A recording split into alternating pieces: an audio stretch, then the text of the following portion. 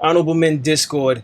Dame Dash says Hollywood does not employ people, talent that is threatening to them. Let's talk about it. How you see yourself is how you perceived. I see a man strong, gifted, head strapping, never down on his knees, begging. Gotta make a way, even in my darkest hour. Say the odds against me was new. I would never cower. As always, welcome back to another episode. If you haven't already, hit that like button, hit that subscribe button. Tell a friend to tell a friend. I drop episodes daily at 5 p.m. Eastern Time. As promised, I'm talking about the episode that had me laughing.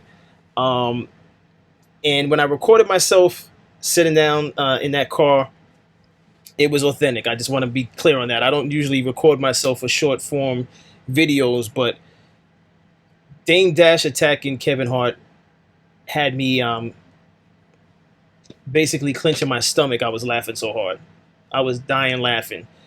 But I'm not here to talk about him and Kevin Hart. I don't know why he was attacking Kevin Hart like that, but he didn't just talk about Kevin Hart. He mentioned other entertainers. So we're going to get into this video, and then I'm going to share my thoughts on what he had to say and whether or not I think there's some relevance to it.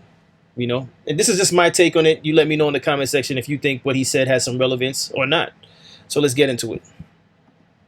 Do you notice in Hollywood, right, the people that are doing good are not a threat. So, like, Kevin is 5 feet tall. He's not a threat. No matter how much he worked out, they're not going to make him, they're not even going to let him be Ant-Man. He's never going to play a superhero. He's not intimidating. He doesn't mind being the butt and getting kicked around. You know, you saw the roast. Like, a real black man ain't having that. You know, even like Tyler Perry, it's a dude that dresses up like a woman. There's no threat there, right? Like, tell me someone that Hollywood is empowered that could potentially be a threat. The Rock? How is The Rock a threat? You just saying physically. You talked about what's the name? Physically, I mean, Denzel someone that Washington. can't be controlled. Denzel Washington. What is no disrespect to Denzel, but tell me something revolutionary Denzel's done that's helped them push black people's agenda forward. Name one thing. I don't know his history like that. But you should, though. He's that big of a star that anything he would do to help us. Michael Jordan, what has he done? Name one thing besides make a sneaker that white people make money off of. Like, no disrespect to him, but he has never been radical. What, I mean, tell me So something. he's not radical, but he's inspired a lot of kids. That's not what I asked you, though. LeBron James. Controlled. He's built schools. I didn't say that. I said that. See, you're deflecting. The question I'm asking is: name a threatening person that's pushed our agenda that they've empowered. Name one. So Now when you say now- threatening person, you mean someone like a Farrakhan? physically means nothing. Physical is not what's. That's what I'm saying. Physically. I think you know what I mean. You're a smart guy. So don't- Could you clear it up for me that I'm not that smart? No. If you're in special ed, stay there. I'm not wasting my time. But my point is, you're a smart guy. You know what I mean? So I asked the question. All the people that have been powered by them would fight. Like, building schools is cool, and I get all that. But that comes with it. Like, you do realize that a charity is a write-off to someone that's making a certain amount of money. Do you understand that? Absolutely. So all of that shit is a write-off, regardless. So you never know the agenda or the intent. It's a write-off for a trust. You realize that, but you never dealt. You still here? I'm here. Okay, it's I'm a write-off. listening. I get it, but are you understanding? Yeah. So I'm it's understanding. always, any charity is a write-off, so you don't know no one's agenda when they do that. So don't bring it up again. So what I'm saying is something that has been threatening to them, stopping them from controlling us. Like maybe passing a law or like, making sure that the recidivism rate for jails is going down, making sure reading scores are up, really dealing with the agendas that hold us down. Who said it? Name somebody that Hollywood or the music business has empowered that's done any of those things, or have they been controlled? Why would the devil empower someone that they couldn't control? Do you know? Shout out to TFU Podcast since I played their whole clip pretty much. It's almost as though I want to say it towards the end, he answered his own question. All right, so let me go back to the beginning what I said. Is there relevance to what Dame Dash just said about the industry? Absolutely. Absolutely, there's relevance to it. But then here's the question. Why would any establishment want to uplift someone or groups of people that are going against the regime? I don't know any establishment where that is a thing. Take your job for an example. Take your job for example. Um, if there's a person or groups of people going against what management deems as law, that person, those groups of people will be targeted and they'll want you out of there. Is it safe to say that? Could we all agree on that? I think we can all agree on that. I'm going to assume we could all agree on that. So it's kind of like an oxymoron talking point that he's having because, yeah, I think Hollywood absolutely operates that way. Much like everything else, even for the 9-to-5er. You know, you play the game because, and you could choose not to play the game, and you know how that works out. When you choose not to play the game, your options for the 9-to-5er is to create your own lane, you know, create your channel, create your business, start a business. That's what I wanted to say. That would be your alternative. But if you're trying to be in corporate America, if you're trying to just get a job, there's going to be rules, and you could say, well, I don't agree with the rules, and you could choose to go against those rules, but don't expect your manager, your superiors to champion you wanting to do the opposite of what's been put in place. Especially if we're talking about establishments that's been around for decades. You're not going to, just because you're a talent, because you're a LeBron in an NBA that has existed way before LeBron was even born. No, LeBron is not going to change, you know, the league in a way the league is not willing to change.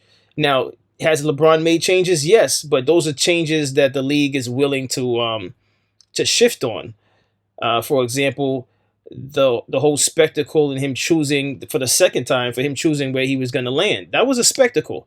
The NBA literally allowed it because of the revenue he brings in for the NBA. So it was beneficial to the NBA, which is why they allowed it. And why am I bringing that up? I'm bringing that up once again to speak to what Dame Dash was just alluding to. If it does not benefit the entertainment business, film, the production companies to uplift someone who's quote unquote radical in nature, they're not going to do that. They're going to not cast you. You're going to be blackballed, for a lack of a better term, ousted. You're not going to get work. All right. So even if those people existed, the people that he thinks doesn't exist, Hollywood doesn't, well, he's stating a fact. You know, there may have been some revolutionary minds and actors out there, but they learned from their colleagues and counterparts that it's not beneficial to do so. So they, you know, take a step back and they just enjoy the fact that they're getting work. It's even harder for a black actor in the first place to get roles, much less try to get roles while being radical. It's not actually conducive to even take that approach. So I hear what he's saying, and as far as Kevin Hart, I think he's been attacked. Well, I don't say he's been attacking. That's a wrong way of saying it. He's attacked Kevin Hart once before in defense, I think, of Cameron, if I'm not mistaken. If I'm mistaken on that, let me know in the comments. But he did physically approach Kevin Hart. I think it was in a mall one time, and he clowns Kevin Hart, and he said he did that because Kevin Hart said something about someone from his camp that he was cool with, and I think it was Cameron or something like that. It might have been Jewels. I don't know who it was. I can't think of who it was directly right now, but that was the first and last time I heard him talk about Kevin Hart until now, which when I came across it, when I was looking for material, again, it had me laughing. I was dying laughing. I was in tears. I was literally in tears. I didn't see it on the video that I recorded. I didn't see the tears, but there was tears previous to that. Listen, Kevin Hart is a perfect example of what he mentioned. You think Kevin Hart isn't aware of what works and that's why he's winning? Kevin Hart for Hollywood would be what Officer Tatum is doing for social media, YouTube and stuff like that. That's why he's working. As much as he irritates many of us with the way he speaks about black and brown people, he's doing what's working. It's a recipe that's working. It's not a recipe that I would use, but it's a recipe that's working for him, which is why he's doing it. He's always taking the opposite of what the black and brown community would stand for. At least that's what it appears that he's doing. But Kevin Hart knows this. Kevin Hart knows he's playing into what's acceptable and what they will accept from him. If Kevin Hart was to speak against certain things, it would mess up his brand. Now he has his own brand going. He has his own endeavors that put him in a position where it's somewhat of a safety net, but he could also jeopardize his support and sponsorships if he was too radical in nature. Then the next question I would have for Dame Dash is it a black person's responsibility to when they get into these spaces to make noise in favor of the black and brown community? And I'm not saying whether or not it's an obligation for them or not. That's a question that I would have for Dame Dash. That's a question I have for those of you watching this episode. When you get into these spaces, whether it be when you're the small group of people that actually make it into the NFL, make it into the NBA, make it into Hollywood, and so on and so forth, do you have an obligation to at some point speak against injustices involving the black and brown community? Do you have that responsibility? Let me know in the comment section. I'm 50-50 on it. I'm 50-50 on it because first and foremost, you have to, in my humble opinion, you have to make sure you secure your situation for yourself and your family. I don't think if you just get into into any one of those spaces that you should be speaking out in favor of the black and brown community if you haven't even established yourself. Someone like Denzel Washington, he's at that point where he could speak against certain things because he's already established. He could take that risk. But if you're a Jonathan Majors or some of these other young actors that are fairly still young in the entertainment business, I wouldn't advise that. I wouldn't advise what Dame Dash is speaking on. I wouldn't advise you to be too vocal on racy issues because then you jeopardize what you're trying to establish with your brand. But it's something to think about. It's interesting, and that's why I covered it. What is your thoughts on it? As always, I appreciate each and every one of you. On your way out, hit the like button. It literally costs you nothing. Hit the subscribe button. Tell a friend to tell a friend. I drop episodes daily at 5 p.m. Eastern Time. And as always, stay honorable.